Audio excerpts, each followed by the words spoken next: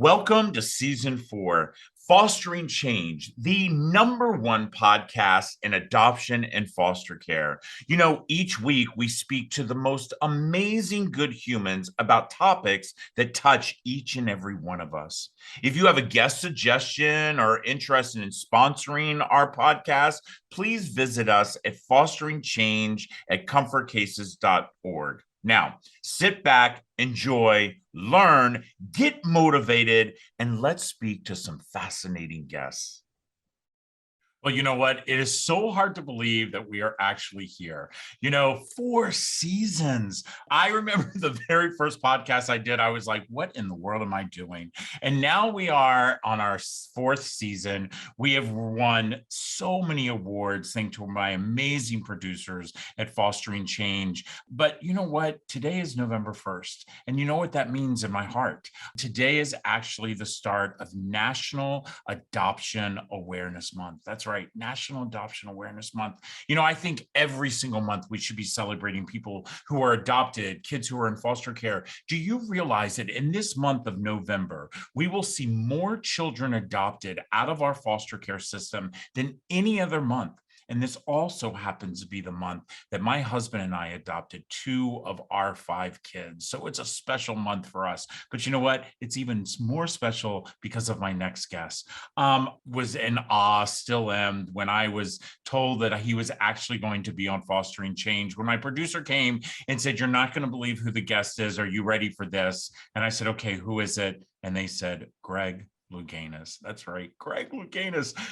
Greg has been such an inspiration for me, not only as a good human, but as a gay man as well. And so I was fortunate enough, my husband and I and our children, to meet Greg many years ago. And I'm so happy that he is back. So Greg, welcome to Fostering Change. Thank you. It's so great to be here.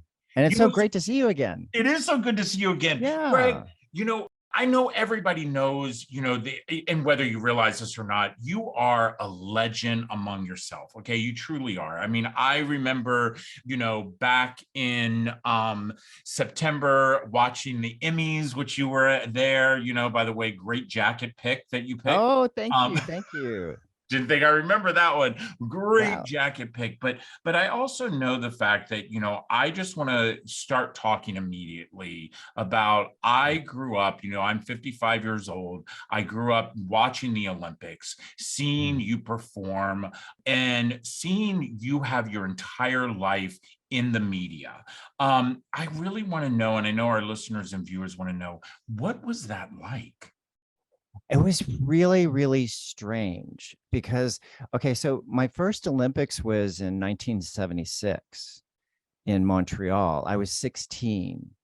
And so I thought, I was doing this diving thing and I was like, who's going to sit at home on a weekend and watch this stuff? I didn't think it was weird. I just didn't think anybody was watching.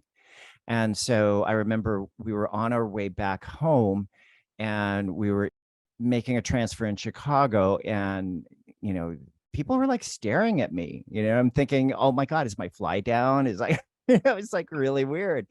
And then this one gentleman, kind of a older businessman, he just kept staring at me. And I turned to my mom and I said, do I know this person? She said, no, he probably saw you on TV on the Olympics. I said, oh, people watch that?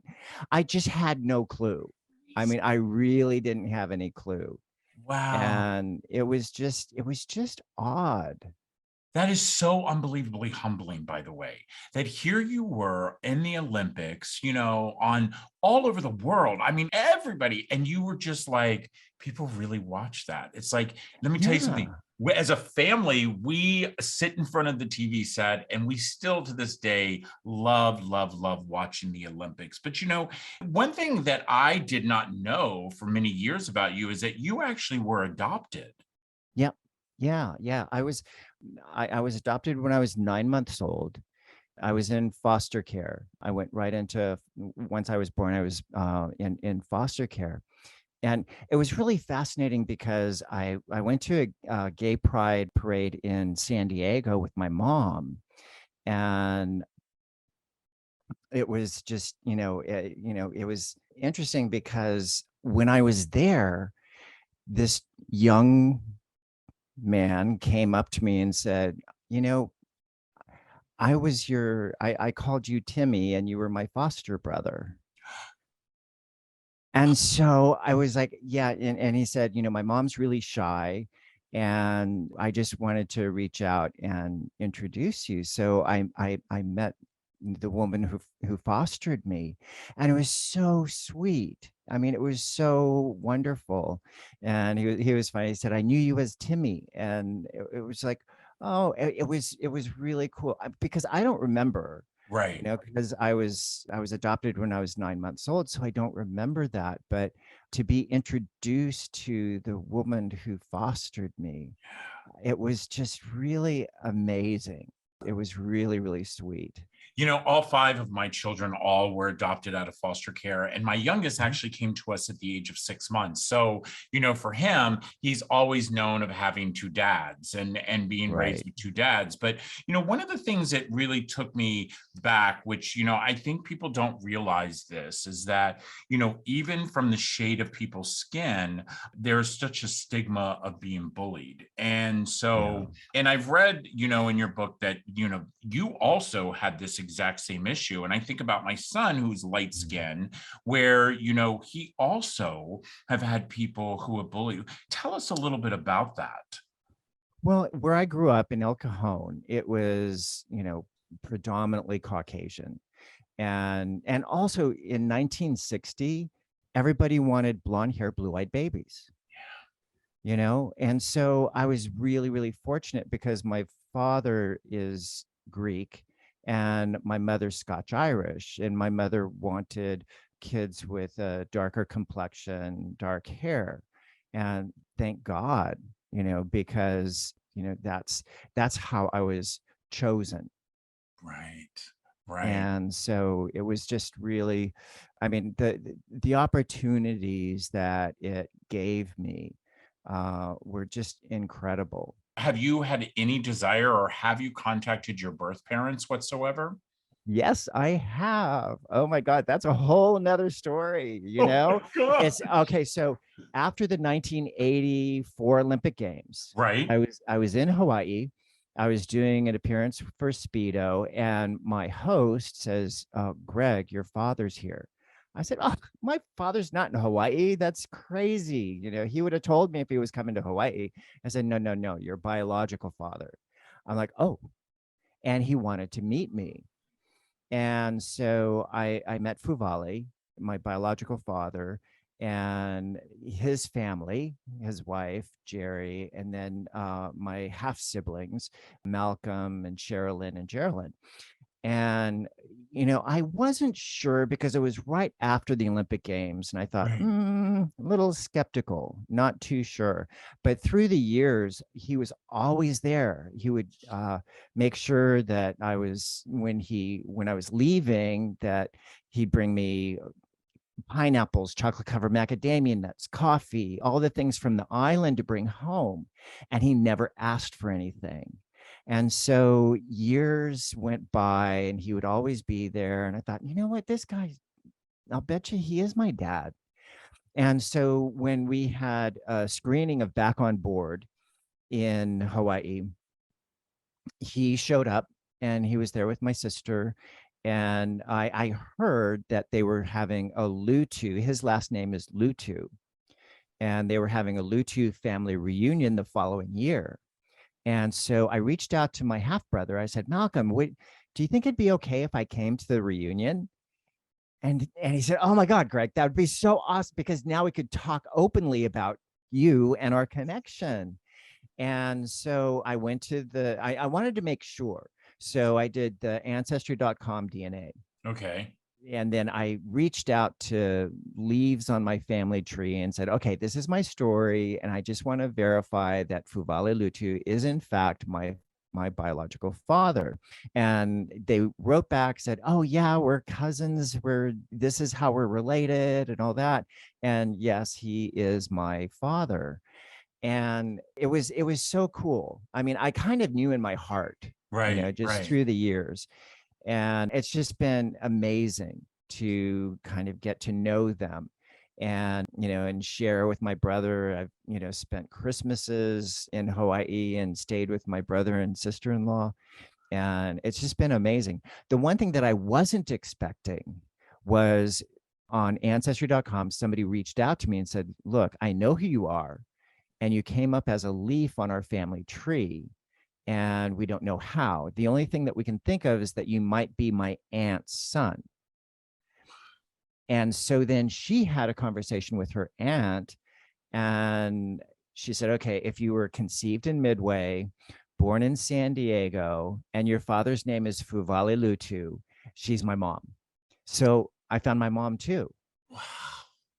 And she wanted to meet me.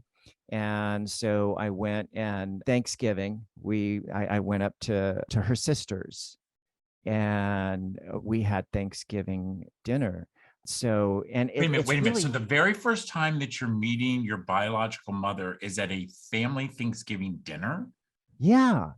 I mean, it was a small gathering. It was right, just but still, it's like, it was just my cousin, my aunt, and my mom, and I was there with my husband. And so, yeah, it was really interesting. So on my father's side, my biological father's side, I have a brother and two sisters. right. On my biological mother's side, I have a brother and a sister. And the fascinating thing is that John, Cindy's son, they grew up in El Cajon. So our paths had to have crossed. Had to. Yeah. That is so amazing. And then Malcolm, my brother on my dad's side, he grew up in Hawaii, totally immersed in the whole Polynesian culture. And it's interesting to me because I was raised in the Greek church. I was raised Greek. So I know the Greek traditions, the Greek cooking, the cuisine, and the big thing was Easter and all that. And I would dance. I would be a part of the Greek festivals and do the Greek dancing and all that. So now learning about this whole nother culture that I am connected to, has really been fascinating. And then, my brother on my mother's side, I mean, our paths had to have crossed. I mean, El Cajon is really small. Right. So I have to ask before we take a break, but how were your adopted parents feeling as you were starting these connections? Well, it was interesting because when Fuvale introduced himself after the '84 Olympic Games, I had a conversation with my mom and I said, how do you feel about that? She said she didn't have any concerns about me meeting my father. Her concern was if my mother showed up, because that I may have felt more like a threat to her, or she shared with me she was concerned that my biological mother might be very needy. Got it. And actually, she was pretty right on. Your mom was right on that one. Yeah. Because Cindy's like, oh, wants me to call every day, and it's like, no. That's not. I didn't even call my own family every day. So yeah, just a very, very different life. Wow. Well, listen, everybody, it has been such an amazing first part of this. Greg has 2 books out, both of them, which are sitting here on my favorite bookshelves. Greg, I have to tell you, I am just in awe about you. There's so much more we're going to talk about in the second half, but listen up, everyone. Season 4 has kicked off, and it's kicked off like I always loved, talking with good friends, really learning, because each and every one of us has a story. And when we tell that story, we never, ever know how it will impact someone. We'll be right back. This episode of Fostering Change is sponsored by Comfort Cases, a national nonprofit that inspires our communities to bring hope and dignity to our youth that are in foster care. For just $10 a month, you can support the Comfort Cases mission and help us eliminate trash bags for kids who are entering foster care. For every $10 that you give, Comfort cases will give a Comfort XL to a child entering the system. Be part of the change. Visit comfortcases.org. Well, you know what? I am so excited about season 4. You know, it's so crazy because each time that the season is getting ready to end, I tell my producer, you know, I think this is it. And sure enough, we do another season. And sure enough, we have some of the most amazing guests. You know, I know I'm a little starstruck, and all of you know me, and you've watched me over the years on social media in the last 4 seasons. That, you know, it's very hard for Rob to get starstruck, but I am so starstruck with my guests, Greg Louganis. You know, Greg, I have grown up with you. I have watched your diving every single year. I have stalked you on social media. I have been just so in awe about how you have lived your life so openly in front of a camera. And, you know, let's, you know, and I know there's some things that people have been wanting me to ask you. And I just want to go ahead and ask, you know, in today's climate, you know, for me as a gay man, I'm married, we have 5 children, and so many things have happened within our country this year. And, you know, as I have had friends who have gone from being HIV positive to where it's barely detected, you know, barely detected, for you to have come out and being so positive about, you know, your diagnosis, how do you feel about that now? Well, you know, it was interesting because that whole, no matter what it is, if it's HIV, your sexual identity, what, you know, whatever that is, you know, it's a process, that coming out process. It really is a journey. And it was interesting because I was doing the play Jeffrey in New York, and I played Darius. It's all about gay dating in the 90s with HIV and all that. And it's a comedy by Paul Rudnick.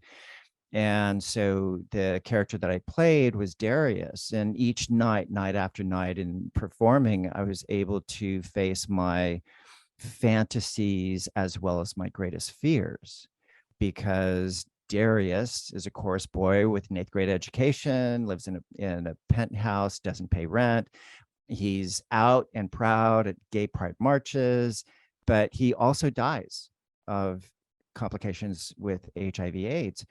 And so I was able to face that. Nobody knew about my HIV status at that time. And so I was living that. And I knew that my next step for my own personal development and growth was to come out about my HIV status, because I felt like I was living on an island with barely a phone for communication to the outside world, because that's what secrets do to you. They isolate you. And so I knew that in my heart, that I wasn't the only one. And so I, you know, not only for myself, but I wanted to do it for others as well. And so, you know, that's kind of how Breaking the Surface happened. And I was introduced to Eric Marcus, my co-author, by a very dear friend, Robbie Brown.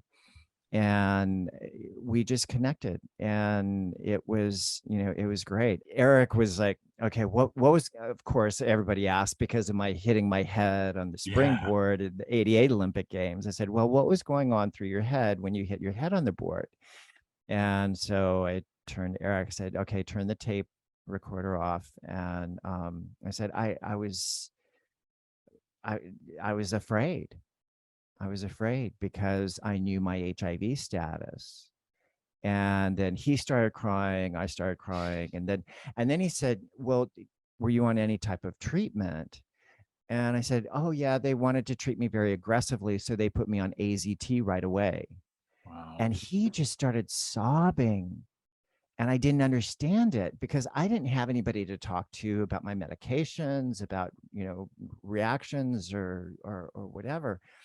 And he was just sobbing. And when he calmed down, I said, why did you react that way? And he said, Greg, you don't know. You don't know what you did. I said, you were on AZT and you won 2 Olympic gold medals.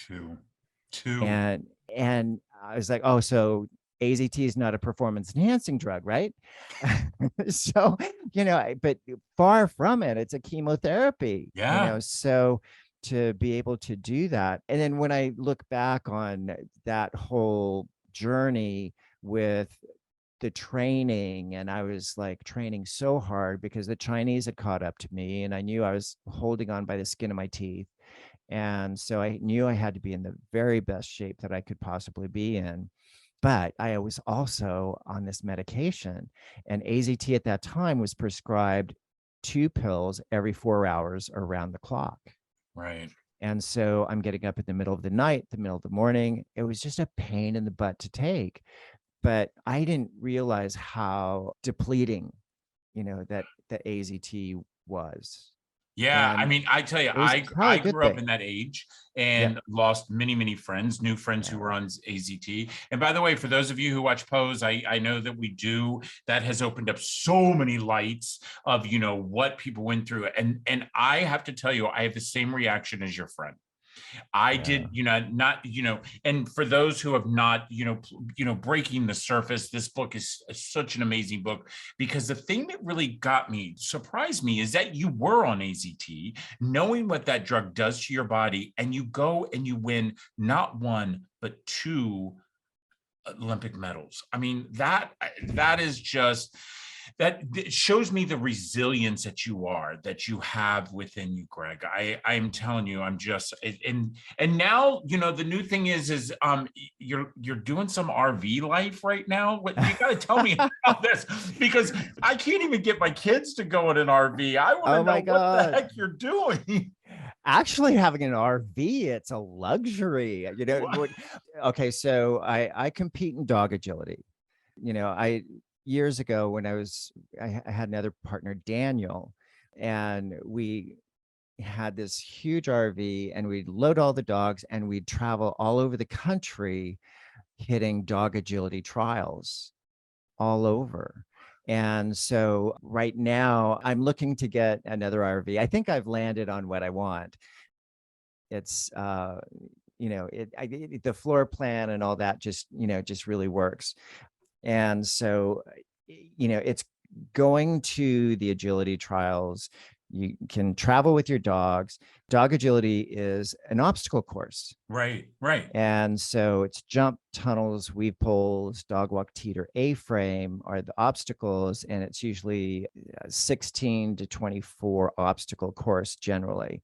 And each course is different. And you kind of guide your dog through the course off leash. It's a timed event. So Right. it's all about speed. And G, my Hungarian Pumi, he's really, really talented.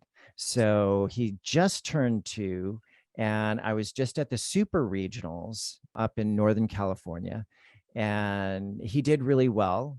He gave me some good stuff, but he's on that journey. He's on Right, that path. right.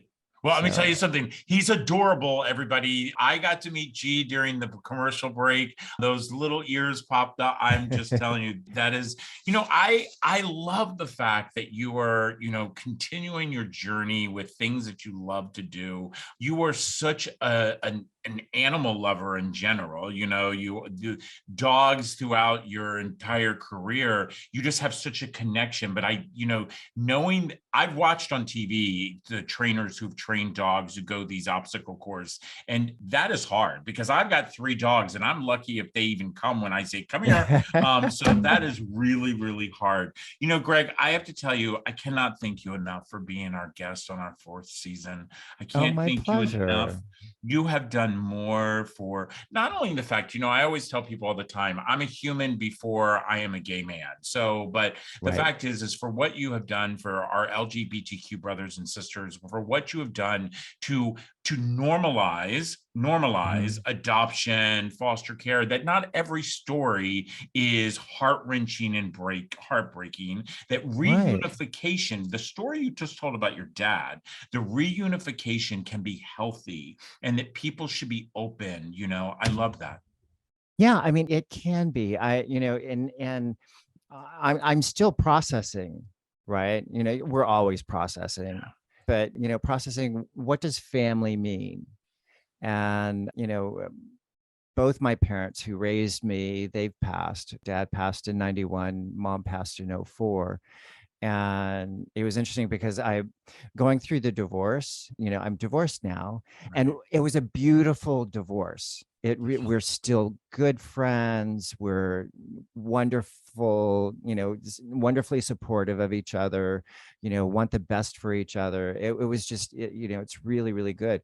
But it was interesting because, to do like who is your beneficiary, and I was like, I was like in tears. I was like, I don't have anybody. And then I thought, I have a brother.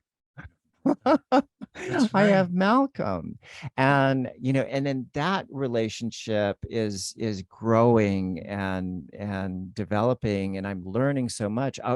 They made me a high chief Tamua Tamale Tamua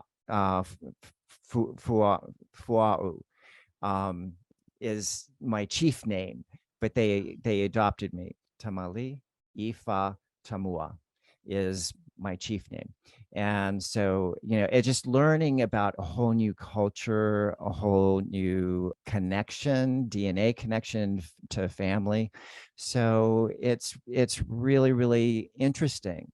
Yeah. It's your life book. It is your life book. And I think each and every one of us who've gone through adoption, have dealt into foster care, I love for you, it's a full circle moment to meet the boy who called you Timmy, to meeting your biological father and having this amazing relationship with your biological brother. It is full circle for you. And I am so unbelievably honored that I get to actually say, I know Greg Louganis and I consider him one of the best humans. So listen, thank you so much for being on Fostering Change. Everybody, the book is Breaking the Surface. It's still available. Love this book. Love that dive right there. And then also For the Life of Your Dog, okay? For the Life of Your Dog. And for those who know anything about the Scheers, we love our dogs. And we always remind people, if you come to our house and the dog is sitting on the couch, you better find another chair. So with that, Greg, thank you so much. It has been an amazing kickoff of season 4. And I can't wait till you and I get together and have a nice cup of coffee or maybe even a cocktail. So, take care, everybody. Until next week. I'm sober. So it'll be tea or sparkling water. Tea. I'm more than happy to have some sparkling water and some tea with you, my friend. So until next time, everybody, this is Fostering Change. Continue to be good humans. I want to say thank you to each and every one of you for listening or watching the latest episode of Fostering Change. All of us on our team hope that you've learned something new today and have been inspired to be a good human. Now, just a reminder that you can always find Fostering Change on your favorite channels on Google, Spotify, iTunes, YouTube, and others, including, of course, comfortcases.org. I want to give a big thank you to all of you for joining us each and every week. And a reminder that if you have a suggestion for a guest, or maybe you might have a question about today's podcast, or are interested in becoming a sponsor of Fostering Change, please don't hesitate to email me personally at fosteringchange@comfortcases.org. Now, that's it for now. Thanks again, and we'll see you next Tuesday. Take care.